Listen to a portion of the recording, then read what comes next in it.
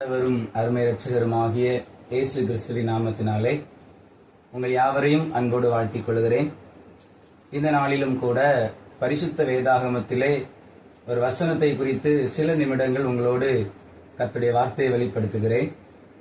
சங்கீதங்களின் புஸ்தகத்திலே 66வது சங்கீதத்தை நாம் பார்க்கும்போது அதில் 12வது வசனம் இப்படியாக சொல்லுகிறது: செழிப்பான இடத்தில் எங்களை கொண்டு வந்து விட்டீர் என்பதாக அந்த வசனத்தை சங்கீதக்காரன் எழுதுகிறார்.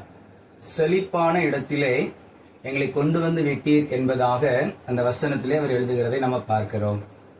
எனக்கு அருமையான கர்த்தருடைய பிள்ளைகளே, இந்த உலகத்திலே நம்ம எல்லாருமே செழிப்பான ஒரு வாழ்க்கையை வாழ வேண்டும், ஒரு ஆசீர்வாதமான ஒரு வாழ்க்கையை வாழ வேண்டும் அப்படிங்கறதை தான் நம்ம விரும்புகிறோம். ஏன் கஷ்டப்பட்டு உழைக்கிறோம், சம்பாதிக்கிறோம் என்றால் நாமும் மகிழ்ச்சியோடு இருக்க வேண்டும், நம்முடைய குடும்பத்தாரும் சந்தோஷமாக, மகிழ்ச்சியாக, செழிப்பாக, ஒரு குறைவில்லாமல் வாழ வேண்டும் என்பதைத்தான் விரும்புகிறோம். ஆனால் இன்று நாம் பார்க்கும்போது நம்முடைய வாழ்க்கை எப்படி போய் கொண்டிருக்கிறது? செழிப்பான ஒரு வாழ்க்கை வாழ்ந்து கொண்டிருக்கிறோமா, அல்லது குறைவுகளுக்கு மத்தியிலும், வறட்சிகளுக்கு மத்தியிலும், வறுமைக்கு மத்தியிலும் நாம் வாழ்ந்து கொண்டிருக்கிறோமா அப்படின்னு சொல்லி பார்த்தால் 90% மனிதருடைய வாழ்க்கை ஒரு வறட்சியான ஒரு வாழ்க்கையாகவே இருக்கிறது. ஆனால் இந்த வசனத்திலே சங்கீதக்காரன் செழிப்பான இடத்திலே எங்களை கொண்டு வந்து விட்டீர் என்பதாக சொல்லுகிறதை நாம் பார்க்கிறோம். இந்த நாளிலும் நம்முடைய வாழ்க்கை செழிப்பாக இருக்க என்ன செய்ய வேண்டும்?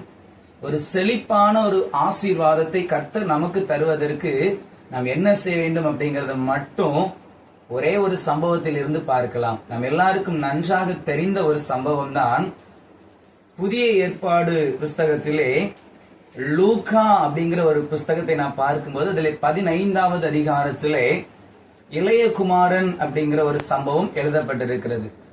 இது யாருக்குமே தெரியாத ஒரு சம்பவம் அல்ல, எல்லாருக்குமே நன்றாக தெரிந்த ஒரு சம்பவம் தான். இந்த இளைய குமாரனுடைய வாழ்க்கை எப்படி போய் கொண்டிருக்கிறது அப்படின்னு சொல்லி பார்த்தோம் என்றால், அவனுடைய தகப்பன் நல்ல ஒரு ஐஸ்வர்யவான் தான், நல்ல ஒரு செழிப்பான ஒரு மனிதன் தான். ஆனால் இந்த தகப்பனிடத்திலிருந்து தனக்கு வரவேண்டிய பங்கை, ஆஸ்தி எல்லாவற்றையும் பிரித்து கொண்டு ஒரு செழிப்போடு கடந்து போன இந்த இளைய குமாரன் கொஞ்ச நாட்கள் ஆன போது எல்லாவற்றையும் இழந்து, தரித்திரப்பட்டு, வறுமை அடைந்து, ஒன்றும் இல்லாமல், ஒருவேளை உணவு கூட இல்லாமல் அவன் பன்றிகளை மேய்த்து அதனால் பசியோடு வாடிக்கொண்டிருக்கிறதை நாம் பார்க்கிறோம். அப்படிப்பட்ட பசியோடு வாடிக்கொண்டிருந்த நிலைமையிலே இந்த இளையகுமாரனுக்கு புத்தி தெளிந்த போது என்று வேதம் சொல்லுகிறது. ஒருவேளை எப்படிப்பட்ட நிலைமையிலே அவனுடைய வாழ்க்கை மாறினது என்பதை நாம் பார்க்க வேண்டாம். ஆனால் பாருங்கள், அவனுக்கு புத்தி தெளிந்த போது அந்த வறுமையிலே, அந்த பசியிலே, பட்டினியிலே, குறைவுகளிலே வாழ்ந்து கொண்டிருந்த அந்த இளைய குமாரன் ஒரு விஷயம் தன் தகப்பனை நோக்கி பார்க்கிறான். என்னுடைய தகப்பன் யார்? இந்த தகப்பன் எப்படிப்பட்டவர்?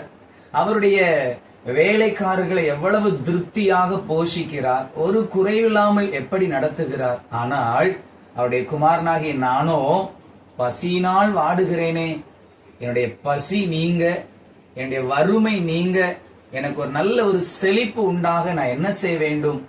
உடனே அவன் என் கண்களை தகப்பன் வீட்டுக்கு நேராக ஏறெடுத்து தகப்பனிடத்திலே கடந்து வருகிறான். கொஞ்சம் யோசித்து பாருங்கள், தகப்பனிடத்தில் வந்தபோது அவனுக்கு என்னெல்லாம் வேண்டுமோ எல்லாவற்றையும் அவனுடைய தகப்பன் கொடுத்து அவன் வாழ்க்கையை, மகிழ்ச்சியை திரும்ப கொடுத்ததை இந்த வேத பகுதி நமக்கு கற்றுக் கொடுக்கிறது. ஒருவேளை இந்த வார்த்தைகளை கேட்கிற எனக்கு அருமையான கர்த்தருடைய பிள்ளைகளை, ஒருவேளை உங்களுடைய வாழ்க்கையிலும் வறுமை, உங்களுடைய வாழ்க்கையிலும் குறைவு, உங்களுடைய வாழ்க்கையிலும் இல்லாமை, இவைகளுக்கு மத்தியிலே கடந்து போய் கொண்டிருக்கிறதா?